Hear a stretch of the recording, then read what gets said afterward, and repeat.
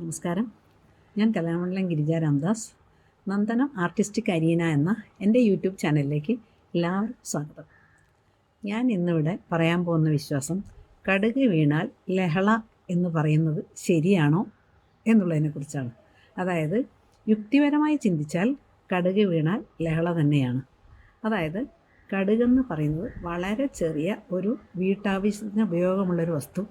അത് പരസ്പരം കൈമാറുമ്പോൾ അതീവ ശ്രദ്ധയോടുകൂടി ചെയ്യണം എന്നുള്ളത് പഴമക്കാർ പറയുന്നു. കാരണം അത് കയ്യിൽ നിന്ന് താഴെ വീണാൽ അത് തിരിച്ച് ശേഖരിക്കാൻ ഒരുപാട് ബുദ്ധിമുട്ടാണ്. മാത്രമല്ല, ദാരിദ്ര്യം നിറഞ്ഞതായ പണ്ട് കാലങ്ങളിൽ കടുകെന്നല്ല എന്ത് കളഞ്ഞാലും പ്രായമുള്ളവർ വഴക്ക് പറയും, അല്ലെങ്കിൽ ചീത്ത പറയും.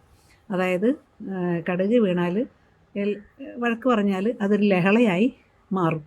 അപ്പോൾ അതുകൊണ്ടാണ് ഈ കടുക് വീണാൽ ലഹളയാണെന്ന് പറഞ്ഞു വരുന്നത്. അതുകൊണ്ട് കടുക് പോലെയുള്ള ചെറിയ ചെറിയ കാര്യങ്ങളൊക്കെ കൈമാറ്റം ചെയ്യുമ്പോൾ വാങ്ങുന്ന ആളും കൊടുക്കുന്ന ആളും വളരെ ശ്രദ്ധാപൂർവം കൈമാറ്റം ചെയ്യണം. അല്ലെങ്കിൽ അത് തറയിൽ പോയാൽ വെറുതെ പ്രായമുള്ളവരായി നമുക്ക് വഴക്ക് കേൾക്കും, അതൊരു ലഹളയായി മാറും.